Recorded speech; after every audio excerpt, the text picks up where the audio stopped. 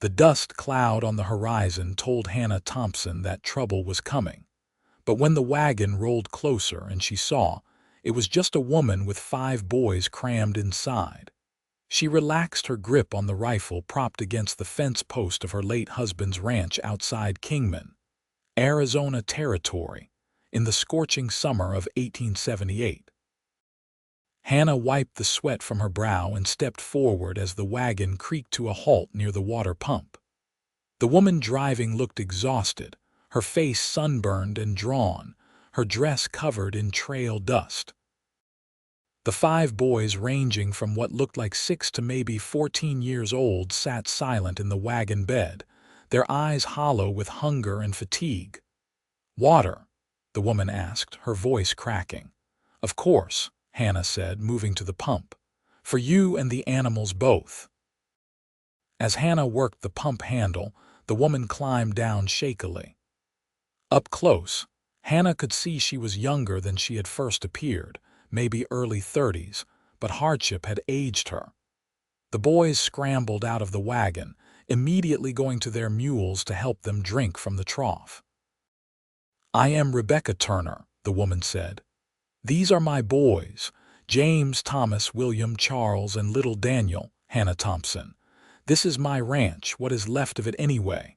Rebecca's eyes swept over the property. Hannah knew what she saw. A main house that needed repairs, a barn with missing boards, fences that sagged, and fields that showed signs of neglect. Running a ranch alone for the past year since her husband died had been impossible, and it showed. "We are headed to California," Rebecca said quietly. "My husband died 6 months ago. Fever. We lost our farm in Missouri to debt collectors. I thought we could start fresh out west, but we have been on the trail for 2 months and our supplies are running low. The mules are worn out. I do not know if we will make it." Hannah looked at the 5 boys. They were trying to be brave, but she could see their ribs showing through their thin shirts. She thought of her own abundant garden going to waste because she could not harvest it all alone, the chickens laying more eggs than she could use, the smokehouse still full of the last hog she had slaughtered. "You will stay for supper at least," Hannah said firmly. "And the night. Your mules need rest, and frankly, so do you." Rebecca's eyes filled with tears. "I cannot pay you. Did I ask for payment?" That evening, Hannah cooked a feast of beans, cornbread, fried eggs, and preserved vegetables. The boys ate like they had not seen food in weeks, which Hannah suspected was not far from the truth. Rebecca tried to maintain some decorum, but Hannah noticed her plate was just as clean as her son's when they finished. After supper, Hannah showed Rebecca and the younger boys to the guest room while the older boys bedded down in the barn. As Hannah was banking the fire for the night, Rebecca came back downstairs. "Thank you," Rebecca said. "You have been kinder to us than anyone we have met on this whole journey." "It is nothing. It is everything." Rebecca sat down at the kitchen table, her shoulders sagging. "Can I be honest with you, Mrs. Thompson?" "Hannah, please." "Hannah, I am terrified. I have maybe $20 to my name. The wagon is falling apart. I have 5 sons depending on me, and I have no idea how to get them to California, much less start a new life there. I have been praying for a miracle, but I think God might have stopped listening." Hannah sat down across from her. "I know something about desperation. My husband died last year. Thrown from a horse, broke his neck. We never had children. I have been trying to run this ranch alone, but it is too much. I am behind on everything. The cattle have wandered off because I cannot round them up alone. Half the crops rotted in the field because I could not harvest them. I have the land, the house, the resources, but no help." The 2 women looked at each other across the table, and something unspoken passed between them. "What if you stayed?" Hannah asked suddenly. "Not forever, just through the harvest season. Your boys could help me get this place back in order. I will feed you all, give you a place to sleep, and pay you besides. By fall, you would have enough money to get to California properly with supplies to last you through the winter.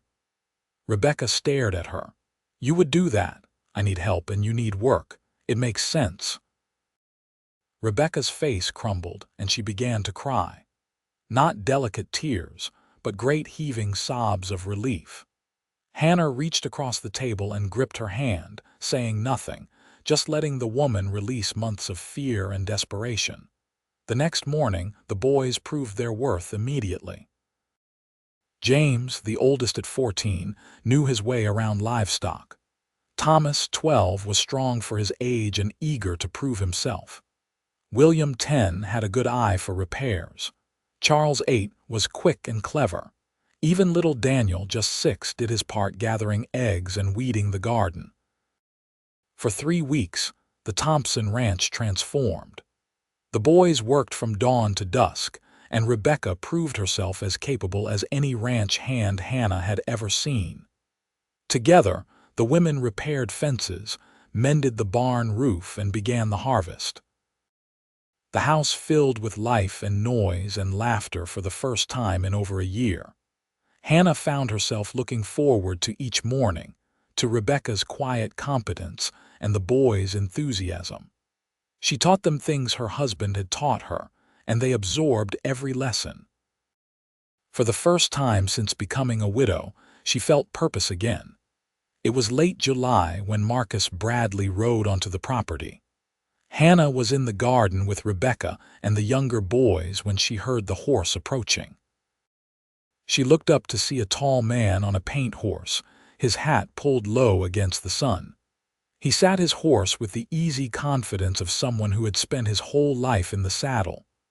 "Hello, the house," he called out, a customary greeting. Hannah wiped her hands on her apron and walked toward him. "Can I help you?" The man removed his hat, revealing dark hair and a weathered face that suggested he was in his mid-30s. His eyes were a striking blue, and when he smiled, it reached all the way to them. "Name is Marcus Bradley, madam. I am looking for work." Ranch hand, cattle driver, whatever needs doing. Someone in town mentioned the Thompson ranch might need help. Hannah felt herself flush. She had mentioned to the general store owner that she could use help, but she had not expected anyone to actually respond.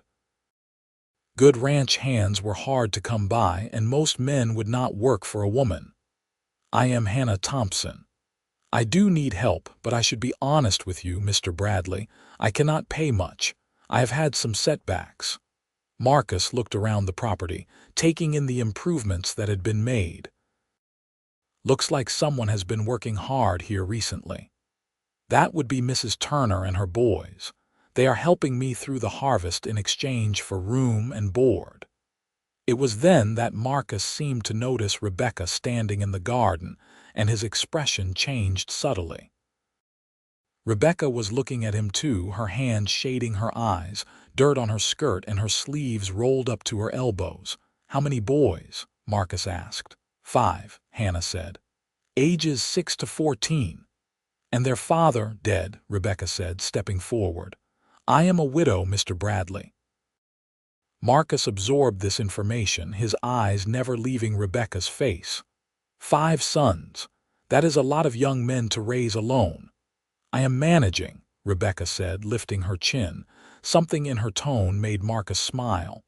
"I can see that." Hannah looked between them, sensing something she could not quite name. There was a tension in the air, not hostile, but charged somehow. "As for pay," Marcus said, turning back to Hannah, "room and board would be sufficient for now. If I help you get this place profitable again, we can discuss wages then. I have some savings to tide me over." "Why would you work for so little?" Hannah asked suspiciously. "Because I am tired of drifting, madam. I have been cowboying for 15 years, since I was 20. I have ridden with cattle drives from Texas to Montana, worked ranches from New Mexico to Wyoming. I am ready to put down roots somewhere, and I like what I see here. Good land, good water, and it looks like you are the kind of person who takes care of what is hers." Hannah considered him carefully. He seemed honest, and God knew she needed the help. "All right, Mr. Bradley. You can start tomorrow if you like. The barn has a tack room you can make into quarters. Today would be better if that is all right, and please call me Marcus." By evening, Marcus had moved his few belongings into the tack room and had already made himself useful. He helped James round up a dozen head of cattle that had wandered into the hills, repaired a section of fence, and fixed the hinge on the barn door that had been broken for months. At supper, Hannah set an extra place at the already crowded table. With herself, Rebecca, 5 boys, and now Marcus, 8 people sat down to eat. The noise and chaos that had seemed overwhelming at first now felt normal, even comforting. Marcus charmed the boys immediately with stories of his cattle-driving days. He told them about thunderstorms that spooked entire herds, about crossing rivers swollen with spring runoff, about nights sleeping under stars so bright they looked like scattered diamonds. But Hannah noticed that even while he talked to the boys, Marcus's eyes kept drifting to Rebecca. And Rebecca, who had been so guarded and anxious when she first arrived, seemed to relax in his presence in a way Hannah had not seen before. After supper, while Rebecca put the younger boys to bed and Hannah cleaned the kitchen, Marcus sat on the porch with James and Thomas, teaching them how to properly maintain their rope. Hannah watched them through the window, seeing how patient Marcus was, how he treated the boys with respect rather than condescension. "He is good with them," Rebecca said quietly, coming up beside Hannah. "Yes, he is. It has been hard raising them without their father. They need a man's guidance." Hannah looked at her friend. "You have done remarkably well on your own." "Have I? Sometimes I wonder. James is becoming a man, and I do not know how to teach him to be one. I only know how to love him. That is the most important part." Rebecca was quiet for a moment. "He is handsome, is he not? Mr. Bradley, I mean." Hannah hid a smile. "I suppose he is. Have you noticed that particularly? I am a widow, not blind." But Rebecca was blushing. "It does not matter anyway. What would a man like that want with a woman like me? I have nothing to offer except 5 hungry mouths to feed." "Some men might see that differently," Hannah said gently. Over the next few weeks, the ranch flourished under Marcus's expertise. He had a gift for organization and hard work, and with James and Thomas as able assistants, he accomplished in days what would have taken Hannah weeks. The cattle were rounded up and properly counted. The fields were harvested efficiently. Repairs that had seemed impossible were completed. But more than that, Hannah watched as something grew between Marcus and Rebecca. It was in the small things. The way Marcus always made sure Rebecca had help with the heavy buckets from the well. The way Rebecca made sure Marcus got the best portions at supper. The way they talked quietly in the evenings while the children played. Marcus was unfailingly kind to all 5 boys, but he also made it clear he was not trying to replace their father. He spoke respectfully of the man they had lost, asking them about their memories, honoring their grief. In doing so, he won their trust in a way that simple charm never could have. One evening in late August, Hannah was sitting on the porch mending a shirt when she overheard Marcus and Rebecca talking in the garden. She knew she should not eavesdrop, but something made her stay quiet. "You have done a remarkable job with those boys," Marcus was saying. "Thank you. They are good boys despite everything they have been through. They are good boys because of you." There was a long pause. Then Rebecca said, "Can I ask you something, Marcus? Anything? Why are you really here? A man with your skills could work anywhere, make better money. Why stay here for room and board?" Another pause. Then Marcus said quietly, "At first it was just what I told Hannah. I was tired of drifting, wanted to settle down, but now I am not so sure I am ready to examine my reasons too closely." "Why not?" because I am afraid of what I will find." Hannah heard the rustle of skirts as if Rebecca had stepped closer. "Marcus, I need to tell you something. When we leave here, when we go to California, I do not know what we will find there. I do not even know if we will make it. I am grateful for everything you have done for my boys, but I cannot let you think that there is any possibility of something more between us. My life is too uncertain. I cannot ask anyone to take on the burden of me and 5 children." "What if someone wanted to?" Marcus asked, his voice rough. "What if someone thought that 5 sons was not a burden but a blessing? What if someone had spent the last month falling in love with not just you, but with all of you?" The noise at the dinner table, the chaos of getting everyone ready in the morning, the way little Daniel holds my hand when we go to check the animals, the way James looks at me like I might have answers he needs, the way you hum while you work in the garden and do not even realize you are doing it. Rebecca made a small sound, almost like a sob. "Do not say things like that if you do not mean them. I have never meant anything more in my life." Hannah quietly rose and slipped into the house, giving them privacy. Her heart was full. She had brought Rebecca here to help save the ranch, but it seemed something much more important was happening. The next morning at breakfast, neither Rebecca nor Marcus said anything about their conversation, but there was a new awareness between them, a careful attention to each other that spoke volumes. It was James who brought things to a head a few days later. He approached Marcus while they were working on a new fence line. "Can I ask you something, sir?" the boy said. "Of course." "Are you sweet on my mother?" Marcus stopped working and looked at the boy directly. "I am. Does that bother you?" James considered this. "My father has been dead for 8 months. I loved him and I will always love him. But I remember how happy my mother was when he was alive, and I have seen that happiness come back since you have been here. Not just in her, but in all of us. You treat us with respect. You teach us things. You are patient with Daniel even when he asks the same question 5 times. Your point. My point is that if you are going to court my mother, you should know that we come with her, all 5 of us. We are a package." Marcus smiled. "I would not have it any other way. And if you ever hurt her, I will be old enough to do something about it eventually. If I ever hurt her, I will expect you to. But James, I promise you, hurting your mother is the last thing I want to do."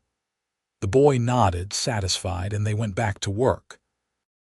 That evening, Marcus asked Hannah if he could speak with her privately. They walked out to the corral where the horses were grazing in the late summer evening. "I need to ask you something," Marcus said, "and I need you to be completely honest with me." "All right. I am in love with Rebecca. And I hope she feels the same way. But she is planning to leave in a few weeks to go to California. I want to ask her to stay to marry me, but I need to know if that is even possible. I have some money saved, enough to buy a small piece of land, but not much more. I cannot offer her much." Hannah smiled. "Marcus, Rebecca has nothing. She is going to California because she has nowhere else to go, not because she wants to. If you offer her a home and a future, I do not think she will care how much land or money you have. There is more. She has 5 sons. I would be taking on the responsibility of raising 5 boys who are not mine, of providing for them, educating them, helping them become men. That is not something to take lightly. No, it is not. Are you prepared for that?" Marcus looked out at the horizon, where the sun was setting in brilliant oranges and purples. "When I was a boy, my father died in a mining accident. I was 12. My mother remarried a man who treated me and my sisters like we were burdens he had to bear. He fed us and housed us, but he never let us forget that he was doing us a favor. I swore when I grew up, if I ever had the chance to be a father to children who needed one, I would do it differently. I would make them feel wanted, valued, loved. And Rebecca's boys are the family I did not know I was looking for." He turned to face Hannah. I know this seems fast. I have only known her for a month, but I am 35 years old. I know my own heart. I know what I want. Then I think you should tell her that. There is one more thing, the ranch. You need help and I want to help you. What if Rebecca and I stayed here? I could manage the ranch for you. We could be partners. You would maintain ownership, but I would handle the day-to-day operations. We could build a house on the north section, by the creek. There is good land there and the boys could grow up here, learn ranching. It would be good for everyone. Hannah felt tears prick her eyes. It was a perfect solution, one she had not even let herself hope for. I would like that very much. 2 days later, Marcus asked Rebecca to walk with him after supper. Hannah kept the boys occupied in the house, teaching them a card game while Marcus and Rebecca strolled toward the creek in the long summer twilight. Hannah watched from the window as they walked close together, not touching but clearly aware of each other. She saw Marcus stop and turn to face Rebecca, saw him take her hands in his. She was too far away to hear words, but she saw Rebecca's face transform from uncertainty to joy, saw her nod, saw Marcus pull her into his arms. When they came back to the house an hour later, they were holding hands and both were beaming. "Boys," Rebecca said, gathering her sons around her. "Mr. Bradley has asked me to marry him, and I have said yes. But this decision affects all of us, so I need to know how you feel about it." Little Daniel immediately ran to Marcus and hugged his legs. "Does this mean you will be my papa?" Marcus knelt down to the boy's level. "If you want me to be. I will never try to replace your father, Daniel. He was your papa and he always will be. But I would be honored to be your father now, to take care of you and your brothers and your mother." "I want you to be my papa," Daniel said firmly. Charles nodded his agreement. William looked serious but finally smiled and said, "You are teaching me to rope. I would like you to stay." Thomas, always the emotional one, was crying. "We have been so scared for so long. It will be good to not be scared anymore." Everyone looked at James. As the oldest, his opinion carried weight. He stepped forward and extended his hand to Marcus man to man. "Welcome to the family, sir." Marcus shook his hand solemnly, then pulled the boy into a hug. "Thank you, James. I promise I will do right by you all." Hannah was crying now too, happy tears that she did not bother to wipe away. "I suppose this means I need to help plan a wedding." "There is more," Marcus said. "Hannah, if you are still willing, Rebecca and I would like to stay here. We would like to make this ranch our home, to work it with you. I know you will want legal agreements drawn up, and that is fine. We can work out all the details, but this place, it feels right. It feels like home." "Then it is settled," Hannah said. "We will be a family." The wedding took place 3 weeks later in early September. The pastor from Kingman came out to the ranch, and the ceremony was held under the oak tree near the house. Hannah stood as Rebecca's witness, and James stood as Marcus's. The other boys sat in the front row, scrubbed clean and wearing their best clothes, which Hannah and Rebecca had spent a week mending and improving. Rebecca wore a simple dress of pale blue that Hannah had helped her make from fabric they bought in town. She had wildflowers in her hair that the boys had picked that morning. She looked beautiful and happy and nervous all at once. Marcus wore his best shirt and trousers, his hair slicked back, his eyes never leaving Rebecca's face. When the pastor asked if anyone objected to the union, little Daniel piped up, "I object to waiting any longer. I want cake." This broke the tension and made everyone laugh, even the serious-faced pastor.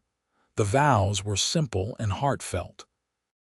Marcus promised to love and cherish Rebecca, to provide for her and her sons, to be a faithful husband and father. Rebecca promised to love and honor Marcus, to stand by him through good times and bad, to build a life with him.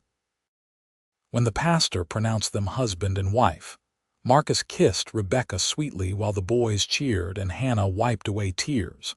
The celebration afterward was joyful and rowdy. Hannah had prepared a feast, and several neighbors from nearby ranches had come to join them. There was music and dancing and laughter. Marcus danced with Rebecca, then with Hannah, then with each of the boys in turn, even little Daniel, whom he lifted onto his feet and waltzed around the yard. As the sun set and the party continued, Rebecca found a quiet moment with Hannah. "I do not know how to thank you," Rebecca said. "When I came here, I was desperate and lost. You gave me hope again. You gave me a chance. And look what came from it." "You gave me something too," Hannah said. "You gave me a family. This ranch was so empty after my husband died. Now it is full of life and love. That is worth more than any crop or cattle. We will make this place thrive," Rebecca promised. "All of us together." And they did. Over the next year, the ranch prospered under their combined efforts. Marcus proved to be an exceptional ranch manager, with a gift for breeding cattle and managing resources. Hannah handled the business side of things, keeping the books and negotiating sales. Rebecca managed the household and the garden, which expanded to include enough vegetables to sell in town. The boys grew and thrived. James, under Marcus's tutelage, became an excellent horseman and took on more and more responsibility. Thomas developed a talent for working with leather and began making saddles and tack that they sold for extra income.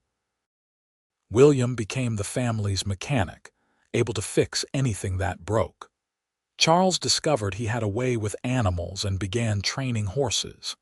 Even little Daniel had his role, helping his mother in the garden and learning to read and write from Hannah in the evenings. In the spring of 1879, Marcus and Rebecca announced that they were expecting a child. The boys were excited at the prospect of a new sibling, and Hannah was thrilled to have a baby on the ranch again. "We will need a bigger house," Marcus said one evening as they all sat on the porch after supper. "With 5 boys and a baby coming, the cabin by the creek is getting cramped.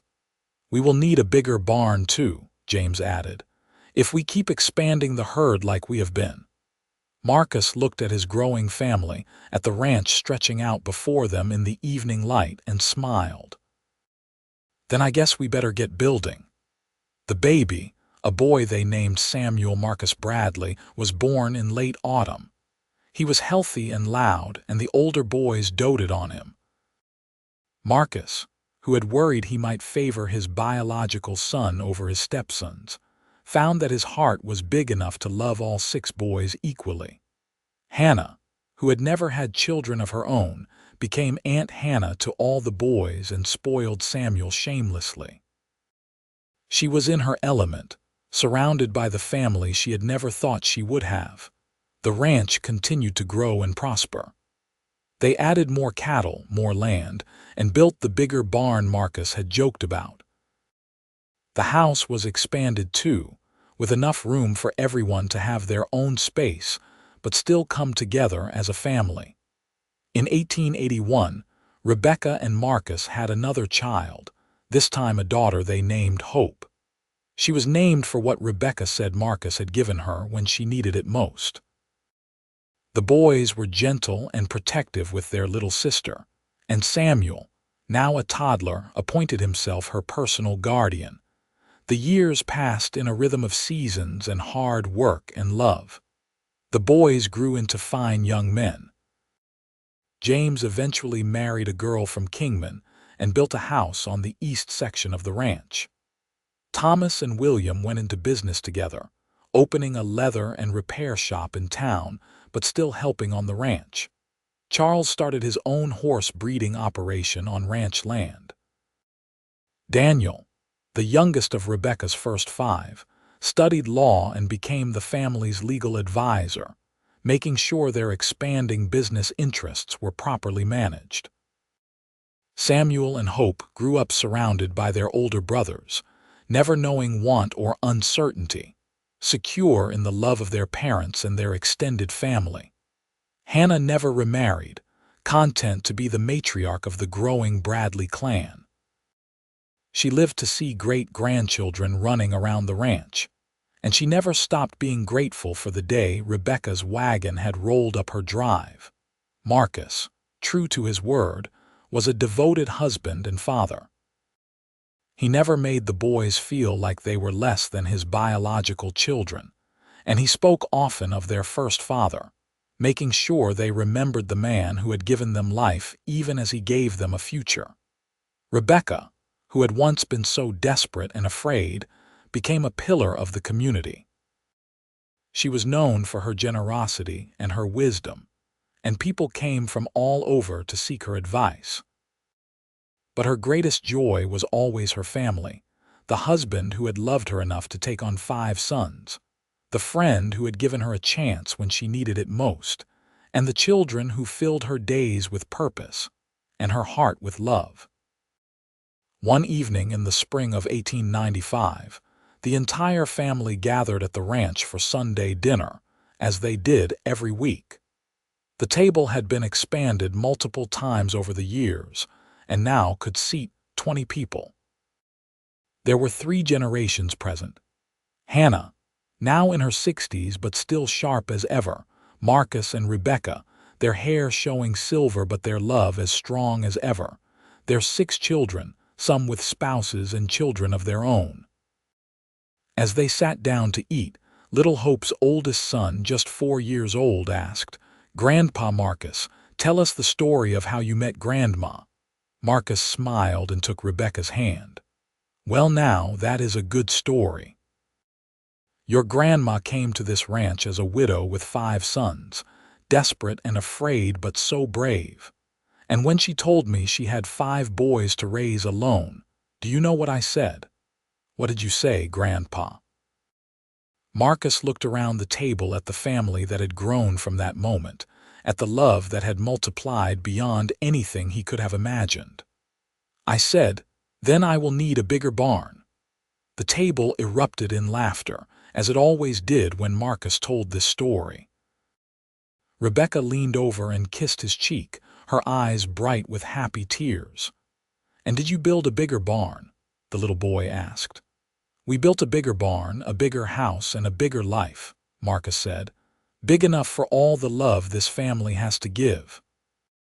As the sun set over the Arizona Territory that evening, painting the sky in brilliant colors, the Bradley family sat together in the home they had built through hard work, faith, and love. The ranch that had once been struggling and empty was now thriving and full. The woman who had been desperate now wanted for nothing. The man who had been drifting had found his anchor, and the children who might have grown up in poverty and uncertainty instead grew up surrounded by love and opportunity. It had all started with a dusty wagon, 5 hungry boys, a desperate widow, and a man willing to see possibility where others might have seen only burden. It had grown into something beautiful and lasting, a legacy that would continue for generations. As Hannah watched her family, she thought about that day when Rebecca had first arrived, and she smiled. She had thought she was saving Rebecca, but really, they had saved each other.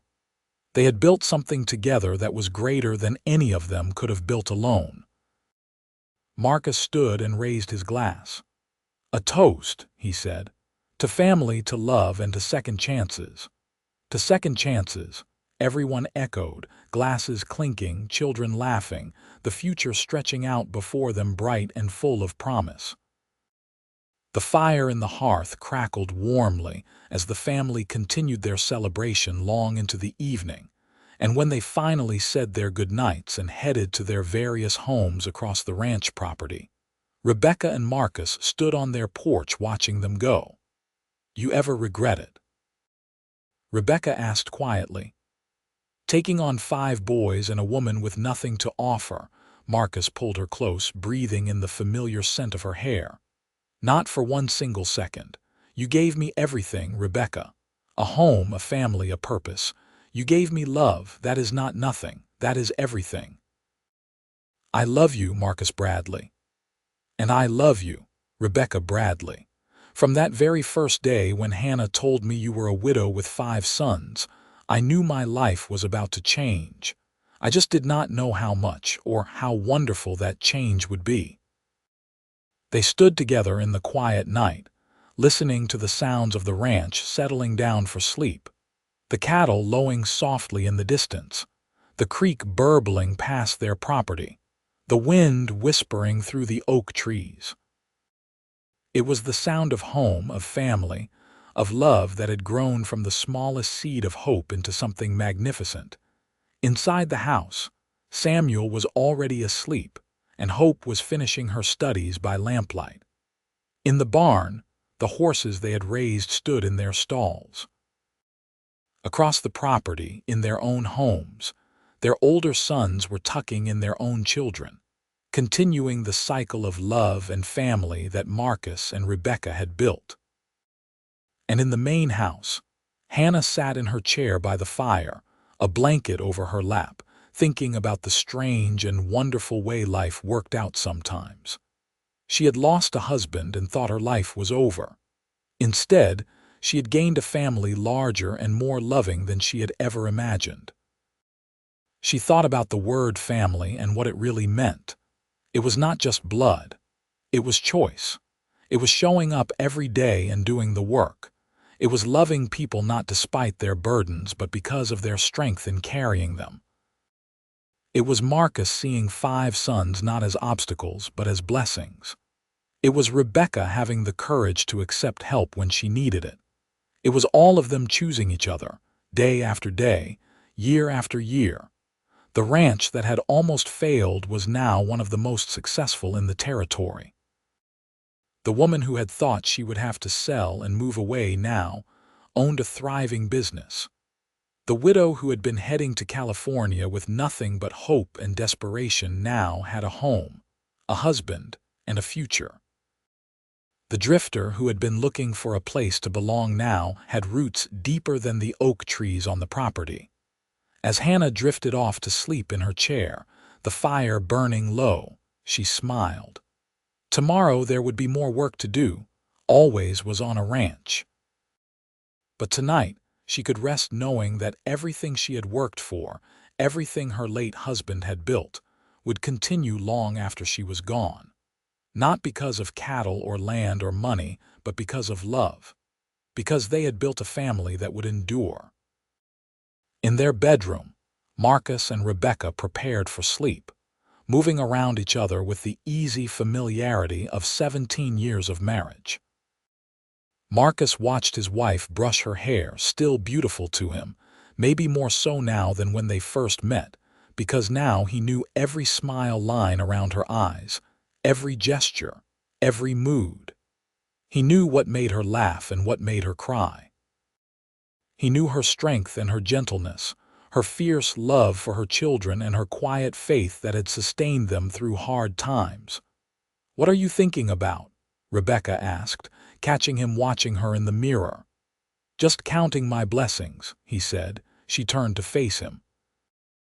Even when James drove the wagon into the fence last week, or when Thomas and William got into that argument about the shop accounts, or when Charles let all the horses out by accident, or when Daniel used his lawyer words to get out of mucking the stalls, or when Samuel tracked mud through the house, or when Hope decided she wanted to wear her Sunday dress to feed the chickens, Marcus laughed. "Especially then. That is what family is, Rebecca. It is not perfect harmony all the time. It is arguments and mistakes and mud and chaos. But it is also forgiveness and laughter and second chances and love. Always love." She crossed to him and wrapped her arms around his waist, resting her head on his chest. "I was so scared when I first came here. Scared I would fail my boys, scared we would not make it, scared I would always be alone. And then you showed up and said you would need a bigger barn, and somehow I knew everything would be all right. I am glad I showed up when I did," Marcus said, stroking her hair. "I am glad Hannah needed help. I am glad you were brave enough to stop and ask for water that day. I am glad for every single thing that led us to this moment." They stood together in the quiet of their bedroom, the house settling around them, their children safe in their beds or in their own homes nearby. Outside, the Arizona night was clear and cool, the stars bright overhead, the land stretching out in all directions, full of possibility and promise. This was what they had built together. Not just a ranch or a house or a business. They had built a life. They had built a family. They had taken broken pieces and put them together into something whole and beautiful and lasting. And as they finally climbed into bed, Rebecca's head on Marcus's shoulder, his arm around her waist, both of them drifting toward sleep, their last thoughts were of gratitude. Gratitude for second chances, for love that multiplied instead of dividing, for children who brought joy and chaos in equal measure, for friends who became family, for hard work that paid off, for faith that sustained them and for each other. The ranch was quiet now, everyone asleep, the animals bedded down for the night, the work waiting for tomorrow. But in that quiet there was peace. The peace that came from knowing you were exactly where you were supposed to be, with exactly who you were supposed to be with, doing exactly what you were supposed to be doing. Rebecca had been a widow with 5 sons and nothing else. Marcus had been a drifter looking for home. Hannah had been alone and struggling. And somehow, miraculously, they had found each other at exactly the right moment. They had taken their separate struggles and combined them into strength. They had built something that would last long after they were gone. As the moon rose higher over the Arizona territory, casting silver light over the Bradley Ranch, over the bigger barn that Marcus had built, over the expanded house that held so much love, over the land that had been worked and cared for and loved, there was a sense of rightness to everything. This was how it was supposed to be. This was home. This was family. This was love. And in the morning, when the sun rose over the hills and the roosters crowed and the cattle lowed and the children woke and the work began again, it would all continue. The legacy would grow. The love would multiply. The family would endure. Because once upon a time, a desperate widow with 5 sons had met a kind woman who needed help, and then she had met a man willing to see blessing instead of burden. And from that meeting, from that choice, from that love, everything else had grown. Everything good and beautiful and lasting had come from that one moment of courage and hope and willingness to take a chance. That was the story Marcus would tell his grandchildren and great-grandchildren for years to come. That was the story that would be passed down through generations. Not a story of perfection, but a story of love. Not a story without struggle, but a story where struggle led to strength. Not a story with an easy path, but a story where the hard path led to home. And that, in the end, was everything.